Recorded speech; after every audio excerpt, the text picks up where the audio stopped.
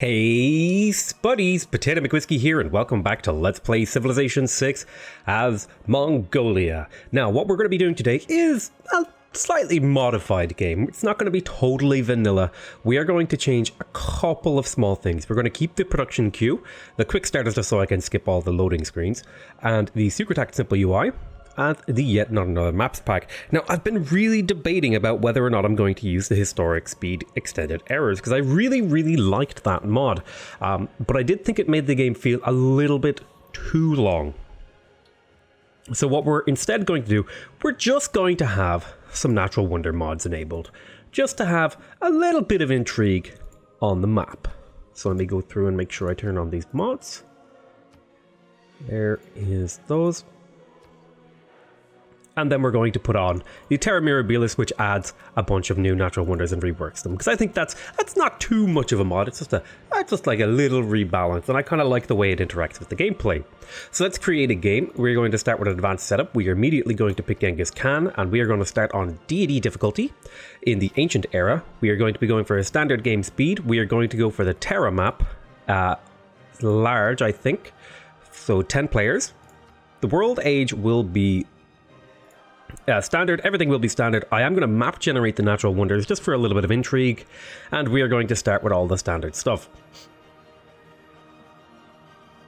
Yeah, pretty much standard. I'm going to deactivate resource exclusion zones, and everything will be standard. And our goal will be to try to win a domination victory as Genghis Khan. And I think that's everything we really want to do. Oh, natural wonders should be map generated. And any more imports, I want to just double check. Start position. Oh, where is TSL?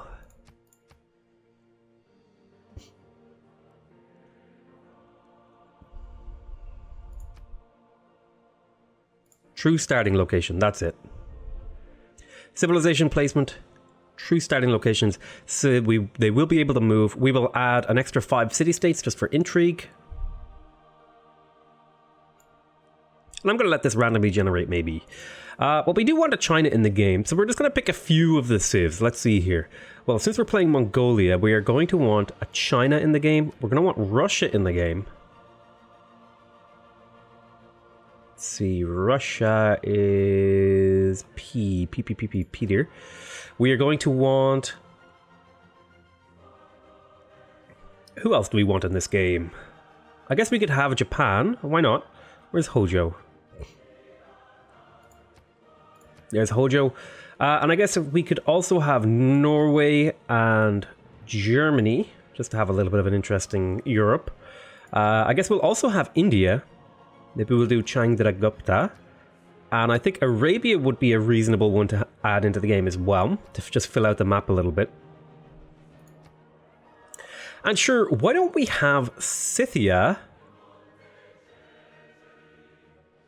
and Gilgamesh in the game? That way we're all concentrated around the sort of same area of the map. Did I add Gilgamesh? Now I need... what is her name? Tamira? No, not Tamar. It is Tamiris. That's it. So we'll add China, Russia, Hojo, Harald Hardrada.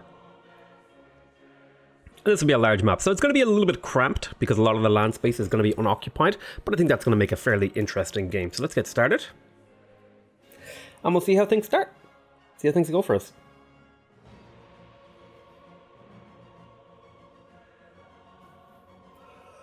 So, I suppose it's time to talk a little bit about Genghis Khan's bonuses. The first one is that all cavalry classes gain plus 3 combat strength and a chance to capture enemy defeated cavalry class units. They also get Or2, which is starting a trade route immediately creates a trading post in the destination city, receive an extra level of diplomatic visibility for establishing a trading post in any city of the civilization, and all Mongolian units bonus the usual combat strength for having a higher level of diplomatic visibility than their opponent. We also have the Keshig and the Ordu. So we are going to want to get as much diplomatic visibility with people as we can.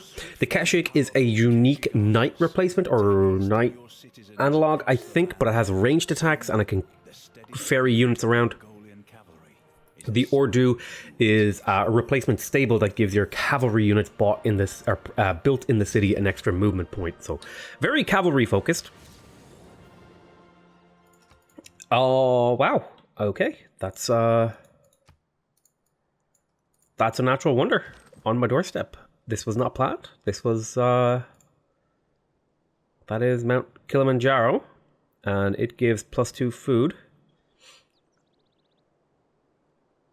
That's pretty good. I'm going to be able to ramp up my population. All right, we'll do a little bit of scouting over here. This looks like the, what sea? The Caspian Sea? The Black Sea? I think it might be the Caspian Sea. We're going to settle in place here. It looks reasonable. We'll get the 3 era score for settling beside that. Ooh, there is a nice sheep tile there that I would like to buy early. We are definitely going to be working these nice 3-2 tiles. It's not too strong. I have seen starts like this before. It's not game-breakingly strong of a start. Now, if it was giving us science and culture, it would be pretty game-breaking. We're actually going to get started on mining because we're going to be going for heavy chariots pretty early in this campaign because we are Mongolia. And similarly, we're going to grab a monument because we're going to be going for military tradition relatively early in this campaign. We're going to be seeing if we can crank out a few heavy cavalry units, namely horsemen and chariots, to see if we can make some stuff happen on the map.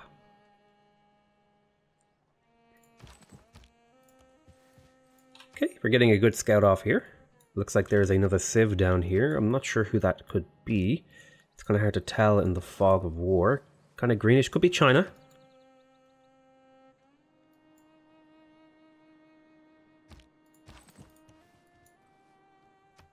Could certainly be China. If this is China, though, what's up with this map? I thought this was an Earth map. It is China. We'll send him a delegation because I want that +1 visibility to get the limited access, which will give me potentially a combat bonus. Did I select the right map type, or did it just bug out?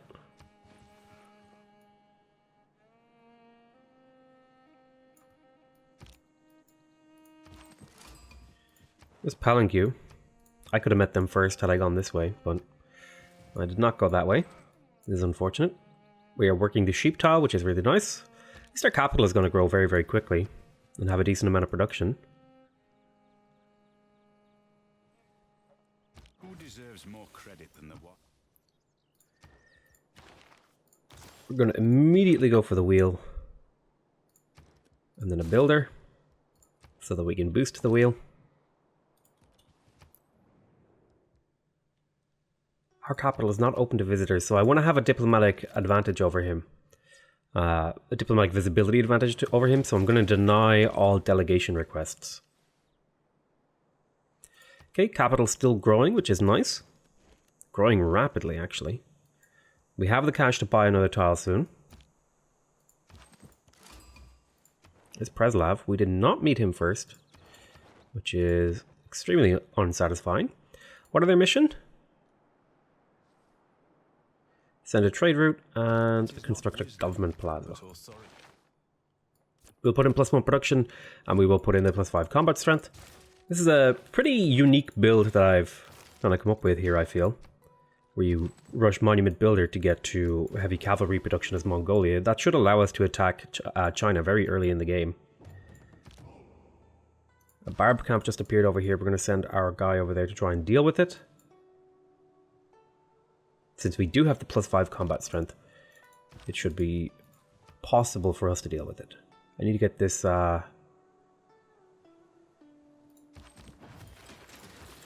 assault online.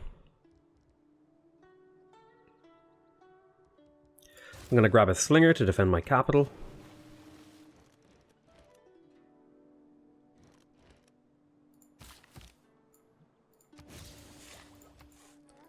Knowledge of the wheel. And now we want more mines. I'm going to switch away from craftsmanship once I have enough points to get it with the boost. Attack there. You go up on this hill. We'll go to the next turn. Our slinger is now finished.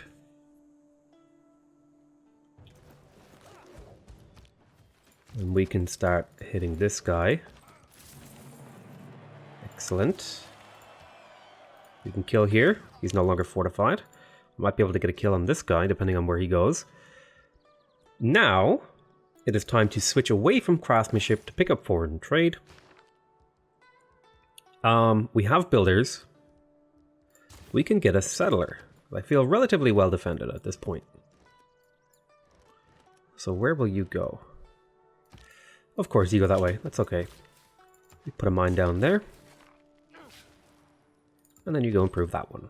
So we can get the craftsmanship boost. I'm going to just put him on this sheep tile and then get him to fortify until healed. Okay, you are going to go into alert in the city. I'll look for that scout. Hopefully he comes somewhere where we can get him. Excellent, so we can get the boost for archery as well. Awesome. You are going to heal up there. My builder is going to build a mine here. Very nice. Don't reinvent the wheel. And now I can build chariots to very quickly get an advantage and maybe kill China early in the game. Wasn't quite what I was planning, but this is the way that the game is going now. We're going to go straight for military tradition so that we can get the maneuver policy. We will finish this settler, and we might go for a second settler really quick and then start producing chariots. If we go double settler, I think we can do some interesting stuff there. Now, I would like to get to horsemen, but I'm going to want to get bronze working so that I can build encampments. And I'm also going to want to get to state workforce after I have military tradition. So let's go ahead and put you in the city, and you're going to alert to defend. So I'm thinking of settling in their face so that I have a city that I can use to heal. Looks like they are killing Palanque. That's Japan that's killing those. It looks like we did spawn near each other, but the map kind of just bugged out in its shape. So you're going to run over there and settle right there in their face. You're going to come and help.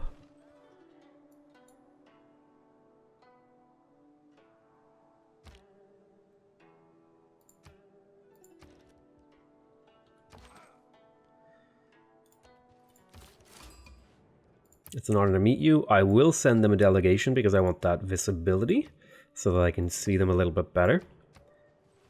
I wish there was like a diplomatic visibility way to tell what theirs is of me.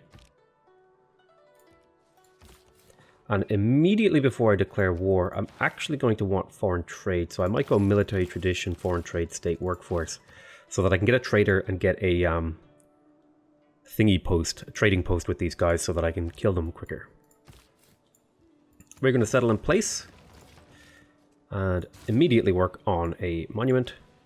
If I purchase this tile, I'll be able to take that sheep tile from the capital, and that will get the city growing and producing fast. We want to get it to 2 pop as fast as possible. This city has plenty of tiles that I can work for food and production. My people will settle where they please, I'm afraid. My people will settle where they please. Okay, so 6 turns until the second settler. And we will start pumping cavalry pretty much this second the settler is finished. I need this monument to secure that city, but I also needed to get policies faster because I want to get to the government political philosophy. I want to get to oligarchy, I think it is, or autocracy. Okay. You'll grow in the not too distant future. I want to get you to 2 population because that's your sort of, you know, it's a good starting point for you. Right. Settler is coming out. We're about to hit pop 5. That's good. Double settlers out now. We're going to settle coastally with this guy. I'm thinking right there. Now we can start on heavy chariots. And that's good for there for now. We're going to want to hit China with a bunch of heavy chariots if we can. Looks like their combat strength is getting quite high, so we need to do it soon. Let's plug in the maneuver. We will confirm that. Then in here, we are going to purchase a trader as soon as we have the money. How long would it take me to build a trader? 4 turns. So I will get started on the trader first. Well, actually, I don't need the trader first because I get the cavalry up first and then send the trade route to get the thingy. Settle right there. We're going to want another settler to check out these horses. Oh, you could build the trader actually, and that's what you will do. Whereas my capital will spam heavy chariots. Once this is done, should be war declaration time. What is China's current science income? It's quite high. But we should still be able to pull off a very strong timing attack with heavy chariots. That's the hope, that's the goal. I don't know if it's going to work, but by gosh, I'm going to give it a chance. There's definitely a horse city up here. Looks like Preslav is dying Jitjuban as well.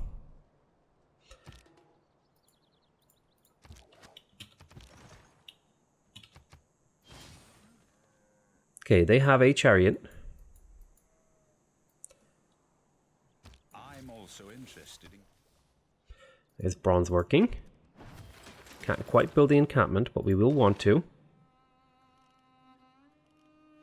And now we want to get to horseback riding. So we'll kind of make our way down there. You are going to produce heavy chariots as well. Now that you have 2 pop with 7 production, which is pretty damn nice for early game production. I guess you can scout up here. Looks like there are some luxuries up here we're going to want to maybe pick up. I'm kind of curious about this ocean here. I thought this would be more of an Earth map, but I guess I was lied to by the thingy. Do one last scout up there, and then you're going to come back and sit on this hill.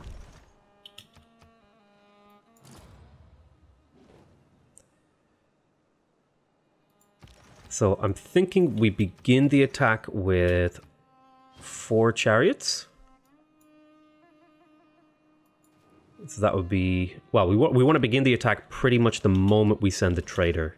So that'll be the trigger because that will give us a +3 combat strength. Because then I know I have a +1 diplomatic visibility over them because of the trading post.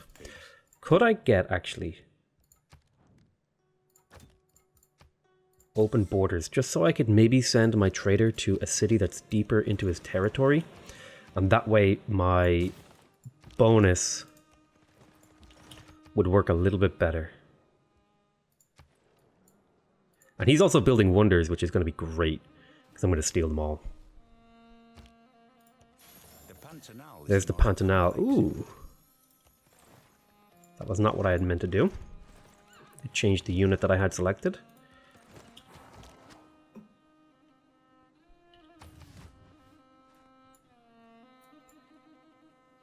Okay. My troops are merely passing by, which is a total lie.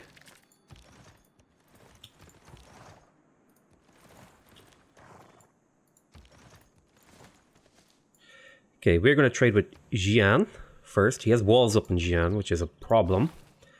But we can deal with that if we get engineering. So we are going to want masonry.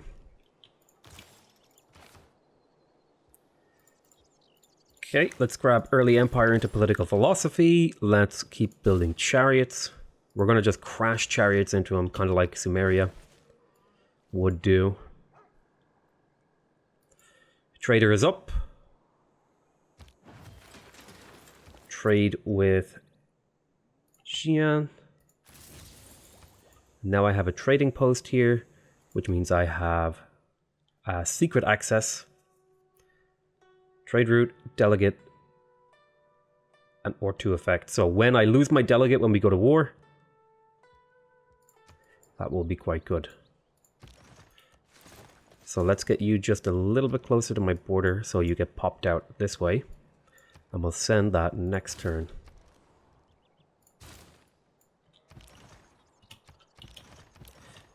It's kind of a gamble to do this sort of early game. heavy chariot push, but I think it could work out just fine.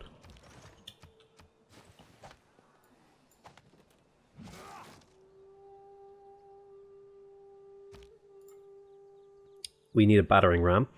So let's go ahead and declare the war this turn. Now there are units inside my territory. But we are going to steal a builder. And another builder. And we have... Aha, look at that, 37 combat strength. That's incredible.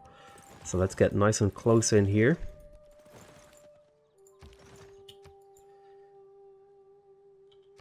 And we can start doing stuff to him. We have farms that we can use to heal. You're going to pop in here. You're going to pop in there. You're going to attack that guy for a major victory. Get some more major victories. Get these builders running away. So loyalty is still a problem in here, but it should be less of a problem once we conquer this. Now, in the next era, let's go ahead and take the free inquiry boost, because that'll give us extra era score when we do tech boosts. And you are going to instead trade with Preslav. Even though it's not worth quite as much, it'll help us supply our army with gold.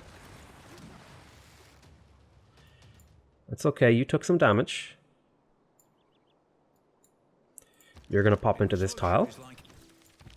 Progress towards mercenaries. You're going to pop in here. You're going to go there and try to pillage that.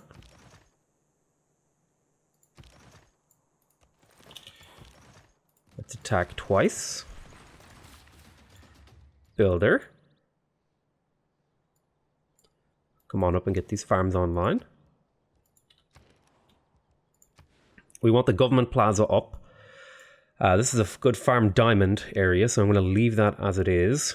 And instead, I'm going to put this here. I want to get my government plaza up so that I can build a thingy.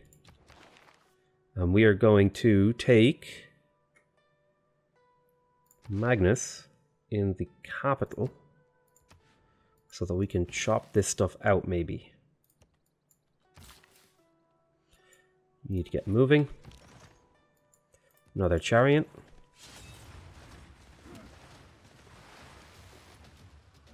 Okay, so we've been attacked a bunch. No level ups. Should be able to kill here. And we captured that unit. We are going to pillage for health here. You're going to retreat. You're going to swap. You're going to attack. So we took that city. Get to work on a monument. We're going to keep the city. We are going to appoint a governor to sit there. We almost have masonry. We don't have any quarry resources, unfortunately. You're going to go there. Now the Pantanal is... Wait, did he settle on the Pantanal? No, the Pantanal goes like diagonally, doesn't it? Okay. You get up over here. You're going to take some damage, but that's okay.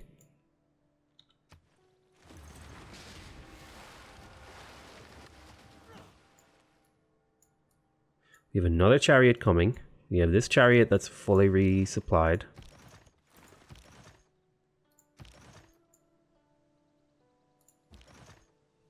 Okay, you're going to retreat to here. You're going to step out of the city, block here. You're going to step there. Are you staying in the combat? You're going to kill this guy. You are going to take... Let's see. Barding and Rout. Rout is just really good. So can you move twice here and then still attack? You can. Can you help with the flank? Okay, we've got a really good flank going. Killing off these units. You go there. Builder, keep moving. You go there. We're going to purchase that tile so that we can chop out a settler to get these horses. And in an ideal world, we would have the settler policy locked in, but It's not an option. I will finish the government plaza though. Okay, let's keep getting heavy chariots so that we can just keep pressing. We're going to capture this heavy chariot next turn. Preferably with this guy. Then we're going to start pressing against these infantry here. You are going to pillage for the gold. You're going to come here and hopefully capture him. He will get shot, which is fine. Let's get a good surround on this guy, so that we can maximize our damage. You fall back here. You go there. These guys are all going to spend some time healing up. You're coming up to support. Governor title. Surplus logistics would be good, but I think provision is quite good too, because I can get black marketeer if I need it. If I have to get a horseman. We're going to chop here. That'll take 3 turns off that. That's a reasonable number of turns. Do you own that tile? I actually don't know which of these 2 cities owns Kilimanjaro. It's not a huge deal, but it's fine. We're going to put a couple farms in here. Okay, you survived. That's really good. You're going to fall back to here to heal up.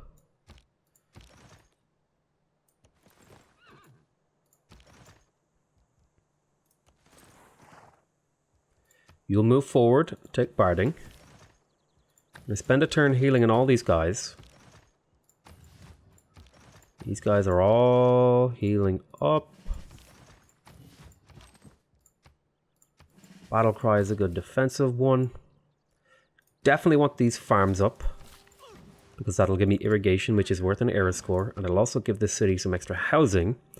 I think I am going to prioritize, you see here, I think I am going to prioritize the food over the mines now, because I want to grow this population a little bit bigger, because there's lots of value in growing a big population.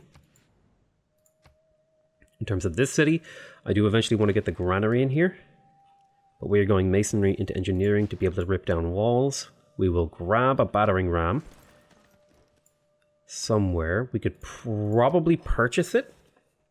I think that would be reasonable. We have the money to purchase. There's another chariot to head to the front line. Let's keep getting a heavy chariot. Now, can I purchase a battering ram? Okay, I don't quite have enough money. Let's talk to Germany. Let's send them a delegation to make them a little bit friendlier. Let's make a deal. Would you like to buy my turtles for a couple hundred gold? Maybe you would give me like 140 gold? Okay, how about 135 gold? Maybe 120-ish? 115 I would take. I just get a little bit more out of it. A little bit more. Okay, 120. Deal. What that's going to allow me to do is to purchase the battering ram rather than have to build it. And we can use that to take down Jean. Now that city is pretty tanky, but we have a lot of combat strength boosts, and we are also going to get access to the pyramids and the delicate arch. Okay, this map script I think is messed up, but it is going to make a really interesting game. Even if it messed up like totally. Getting that city and fortify. 16 turns on that. You fortify there.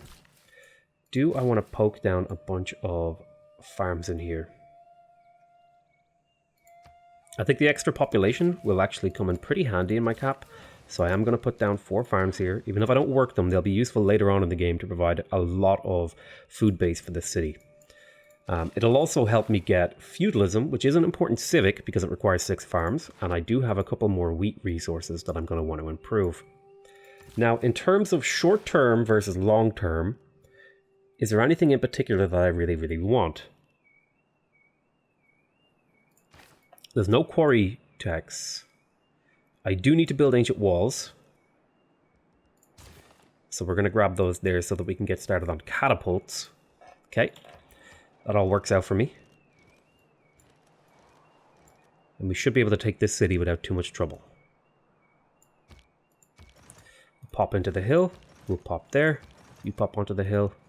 You go there. We still have an intel advantage and the +3 combat strength, which is really helping us out. Looks like there's a barbarian builder over there. We're going to get started on a monument. And I think I'm going to have to reassign Magnus to this new city to give it the loyalty defense that it needs. Now we have our battering ram. Let's go ahead and pillage this for more gold. We're going to link up with that battering ram, I think. Although we don't need to be linked in reality. We'll keep this city because it has the pyramids, which is very, very nice. It'll give us a little bit of advantage and stuff. Got more chariots coming. I'm going to go improve that salt because it'll give the city production. It'll also give me something I can sell to Germany. In fact, let's sell that salt immediately. So you would probably give me another 120. Maybe a little bit more. Maybe a lot more.